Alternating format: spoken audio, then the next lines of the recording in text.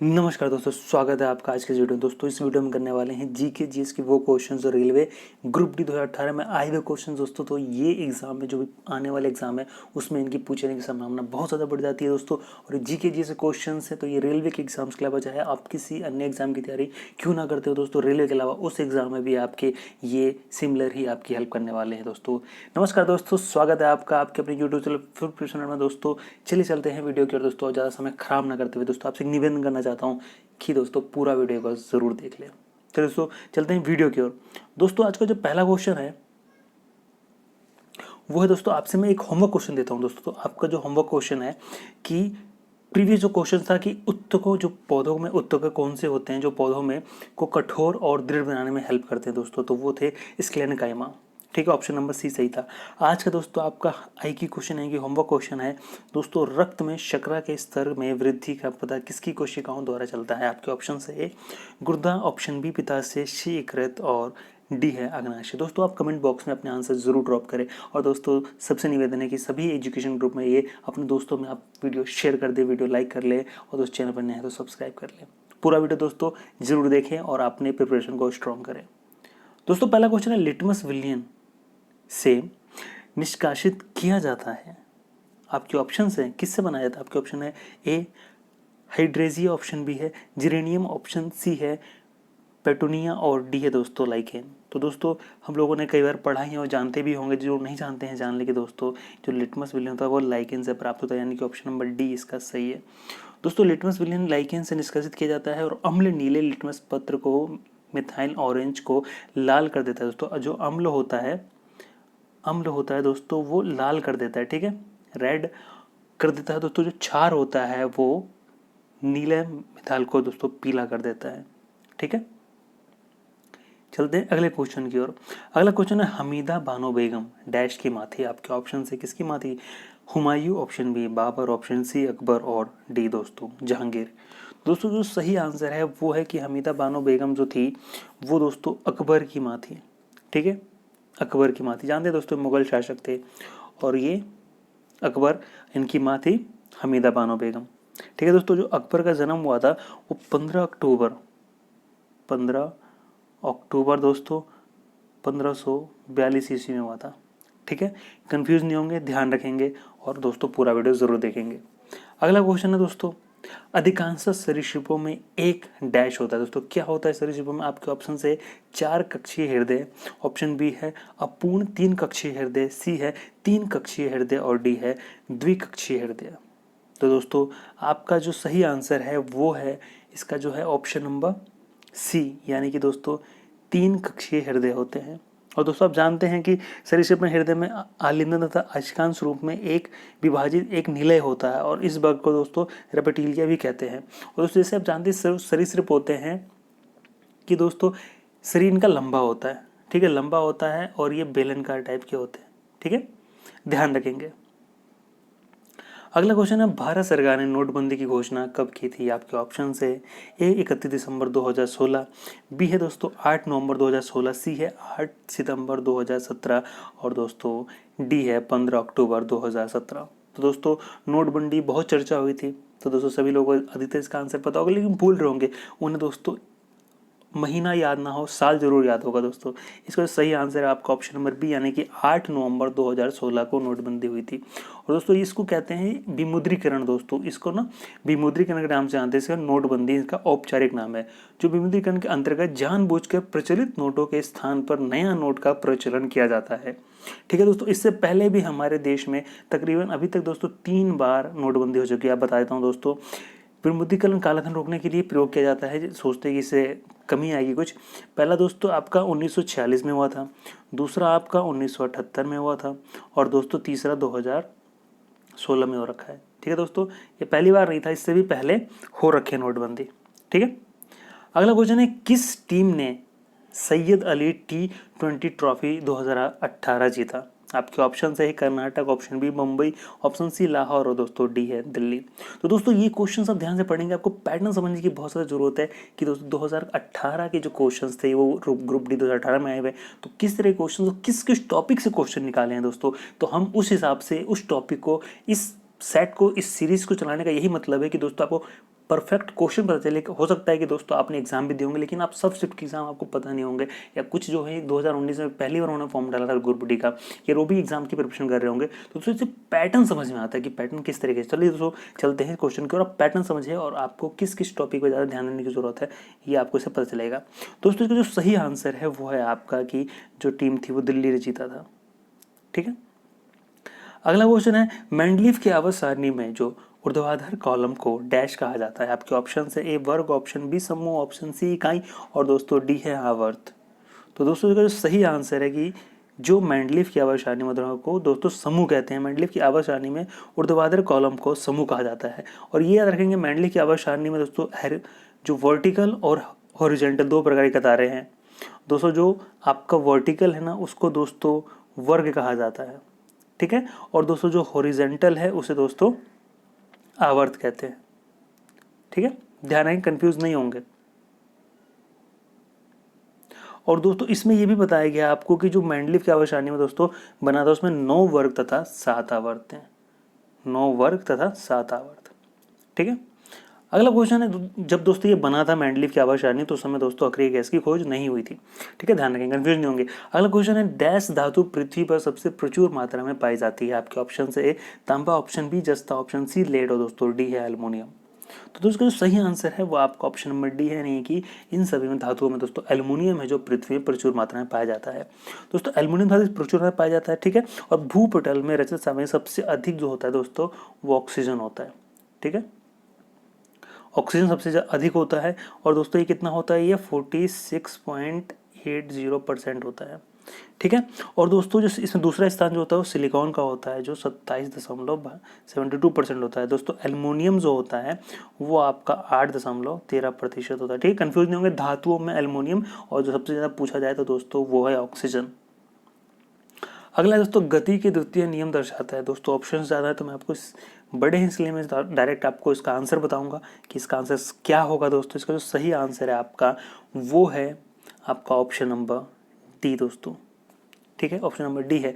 गति का दूसरा नियम दोस्तों दर्शाता है कि किसी वस्तु की गति के परिवर्तन की दर बल की दिशा में वस्तु पर लागू शुद्ध बल के अनुपाती होता है। ठीक है, और दोस्तों ये 1687 ईस्वी में प्रिंसिपिया नामक बुक दोस्तों न्यूटन ने लिखी थी और उसी बुक में दोस्तों गति के नियम को प्रतिपादित का प्रकाशित किया गया था। ये कब लिखी गई थी तो दोस्तों 1687 ईस्वी में। बुक का दोस्तों नाम है वो प्रिंसिपिया है। ठीक है, और गति का दोस्तों ये नियम क्या कहता है कि जो संवेग में परिवर्तन की दर उस पर आरोपित बल के समानुपाती होता है तथा संवेग परिवर्तन दल की दिशा में होता है। ठीक है, और इसी में दोस्तों ये भी दर्शाता है कि F=ma होता है। ठीक है, कंफ्यूज नहीं होंगे। अगला है वायुमंडल अपवर्तन में के कारण सूर्योदय और सूर्यास्त में लगभग डैश तक की देरी हो सकती है। कितनी की देरी हो सकती है? आपके ऑप्शन है 1 minute, option B 4 minute, option C 2 minute और दोस्तों डी है 3 मिनट। तो दोस्तों इसका जो सही आंसर है वो लगभग 2 मिनट, यानी कि ऑप्शन सी इसका सही है। 2 मिनट का होता है दोस्तों अंतर।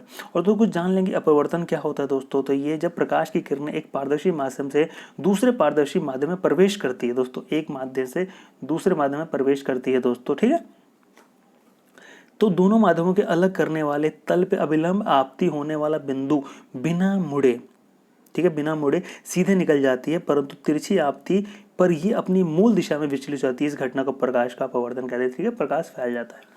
अगला जो प्रकाश जो सूर्य में आने में लगभग आपका 8 मिनट 9 यानी कि 20 सेकंड के आसपास होता है, और चंद्रमा का दोस्तों 1.28 यानी कि 1 सेकंड लगभग 1.5 सेकंड में आ जाती है। अगला दोस्तों भारत में पहली पिक्चर फिल्म थी दोस्तों, फीचर फिल्म थी राजा हरिश्चंद्र की, सार्वजनिक स्क्रीनिंग डैश को की गई थी। दोस्तों इससे आपको ये समझ में आता है कि जो पहली फिल्म थी वो कौन सी थी। तो दोस्तों राजा हरिश्चंद्र थी, और इसमें दोस्तों डायलॉग्स नहीं थे, इसमें सिर्फ और सिर्फ कलाओं के हिसाब से अपने एक्सप्रेशन व्यक्त करने थे। इसमें दोस्तों किसी ने बोला नहीं था। एक तरह से मूक फिल्म भी मानी जाती है। ठीक है, भारत की जो पहली बोलती फिल्म थी वो आलम आराम थी। ठीक है दोस्तों, आपके ऑप्शन है ए 21 अप्रैल 1913, ऑप्शन बी है 12 अप्रैल 1920, सी है 16 जुलाई 1818 और दोस्तों डी है 20 मार्च 1918। तो दोस्तों इसका जो सही आंसर है आपका वो है कि ये कब हुई थी दोस्तों, तो 21 अप्रैल 1913 को। चलते अगले क्वेश्चन में। अगला क्वेश्चन, निम्नलिखित में से कौन सा मानवों में पुरुष प्रजनन प्रणाली का हिस्सा नहीं है। आपके ऑप्शन से ए अंडकोश, ऑप्शन बी वृषण, ऑप्शन सी शुक्नवाहिका और दोस्तों डी है अंडाशय। तो दोस्तों इसका जो सही आंसर है, आप लोग समझ यही गए होंगे कि जो ये ऑप्शन नंबर डी है ये गलत है, क्योंकि दोस्तों ये अंडाशय जो होता है वो महिलाओं के अंदर होता है। ठीक है, ये हिस्सा नहीं है, महिलाओं में होता है दोस्तों। अंडाशय जो मादा प्रजनन प्रणाली का हिस्सा होता है दोस्तों, प्रत्येक मादा में एक जोड़ा अंडाशय का होता है। ठीक है, अगला दोस्तों, आधुनिक आवर्त सारणी के छठे आवर्त में डैश तत्व मौजूद है। आपके ऑप्शन से ए 33, ऑप्शन बी 18, ऑप्शन सी है 32 और दोस्तों डी है 8, यानी कि 33, 18, 32 या 8। तो दोस्तों इसका जो सही आंसर है कि आधुनिक आवर्त सारणी के 8वें आवर्त में दोस्तों ऑप्शन नंबर सी यानी कि 32 है।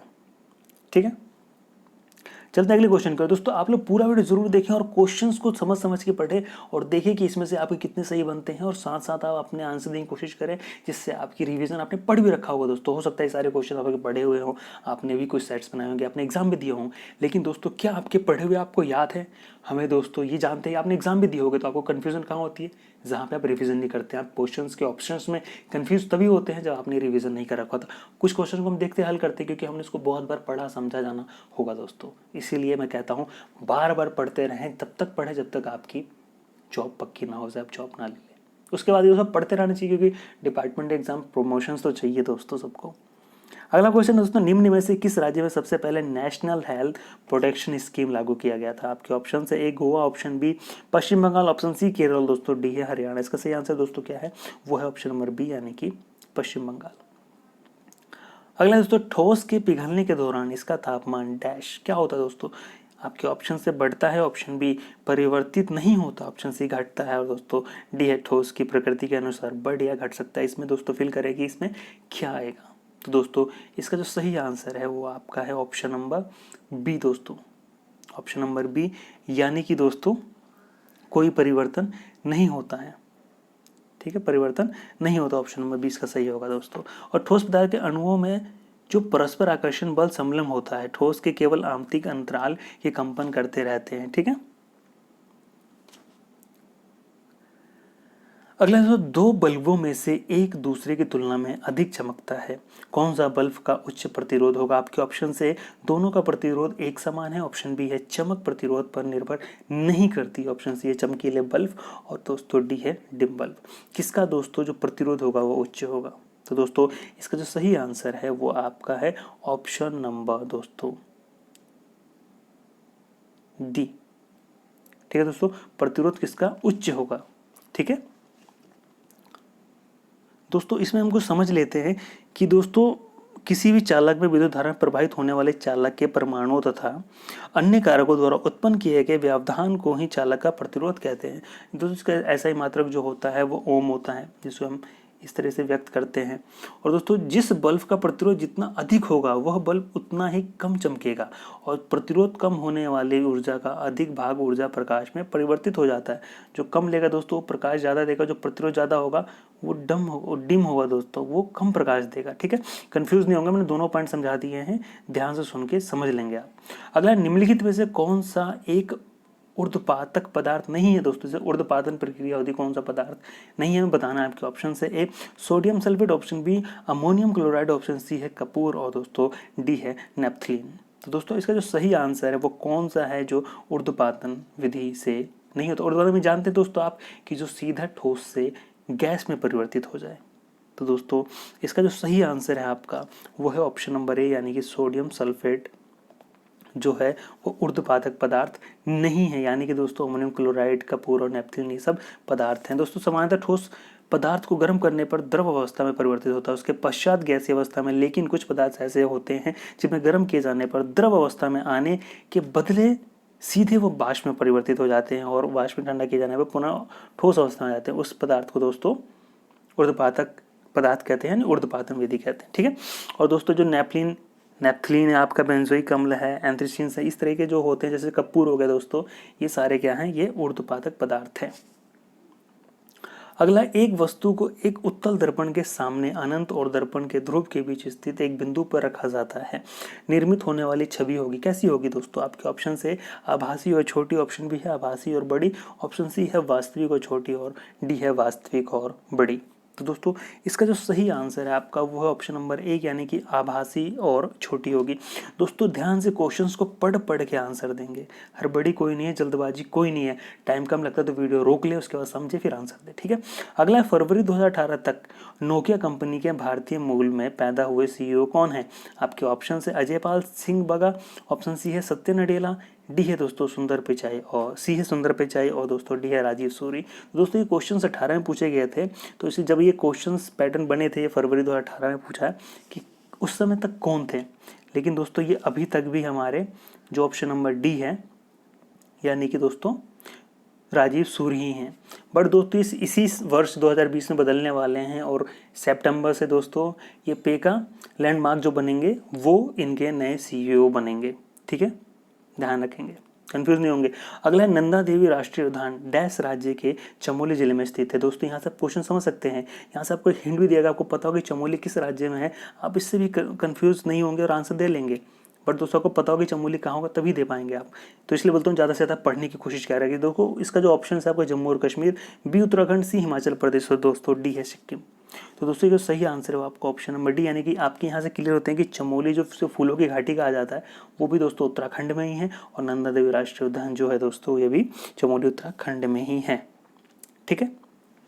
और दोस्तों जो नंदा देवी जैव मंडल क्षेत्र को यूनेस्को ने दोस्तों 2004 में शामिल किया था अपनी सूची में, ठीक है। और ये नंदा देवी पर्वत जो शिखर है दोस्तों ये 7,817 मीटर की ऊंचाई पर है, ऊंचा है, ठीक है। और फूलों की घाटी से मैंने बता दिया कि चमोली को ही कहते हैं। दोस्तों आज का 20वां और अंतिम क्वेश्चन है कि भारत में कौन सा शहर हुगली नदी किनारे पर बसा हुआ है। दोस्तों नदी के किनारे हुए बसे हुए शहर के भी बहुत सारे क्वेश्चन आए, आपने देखे हुए एग्जाम में ही आए क्वेश्चन है, तो आप ये भी समझेंगे, पैटर्न समझ के अपनी प्रिपरेशन को ध्यान रखेंगे। और दोस्तों ज़्यादा पढ़ने से क्या होगा, क्योंकि सिलेबस बहुत ज़्यादा है, ज़्यादा नहीं जो सेलेक्टिव पढ़ना है कि हमें कितना पढ़े, जितना पढ़े जिससे आपने सेलेक्ट ले लें अपने लिए दोस्तों, क्योंकि बहुत ज़्यादा सिलेबस बहुत वाइड है, बहुत बड़ा है। तो दोस्तों उसमें सेलेक्टिव पढ़ेंगे, एग्जाम का पैटर्न क्या है उस हिसाब से पढ़ेंगे, सिलेबस को थोड़ा छोटा करके पढ़ेंगे, तो दोस्तों ज़रूरी है कि हम 100 में से 98 95 तक भी मार्क्स ला सकते हैं सही मैनेजमेंट के साथ पढ़ेंगे। तो आपके ऑप्शन है ए गंगटोक, ऑप्शन बी कटक, सी चेन्नई और दोस्तों डी है कोलकाता। तो दोस्तों सही आंसर ऑप्शन नंबर डी यानी कि कोलकाता, ठीक है दोस्तों। कोलकाता जो शहर है वो हुगली नदी किनारे बसा हुआ है। दोस्तों आप लोग जरूर बताएं कि आपके 20 में से कितने क्वेश्चन सही हुए दोस्तों, और ये क्वेश्चन सीरीज आपको कैसे लगी, आज के क्वेश्चन कैसे लगे कमेंट बॉक्स में जरूर बताएं। और दोस्तों कोई खामी, कोई इंप्रूवमेंट की जरूरत हो, दोस्तों कोई खामी हो, कोई इंप्रूवमेंट की जरूरत हो तो कमेंट बॉक्स में दोस्तों जरूर सजेशन दिया करें। आपके वैल्यूएबल कमेंट और सजेशन की हमें दोस्तों बहुत ज़्यादा ज़रूरत है, हमें दोस्तों रिव्यू करने के लिए। और दोस्तों आप लोग बताएं कि आपको सीरीज कैसे लगी, कितने क्वेश्चन सही बने, आपका सहयोग, आपका प्यार की ज़रूरत है दोस्तों फिर मिलते हैं अगले वीडियो में दोस्तों में शेयर करें। जय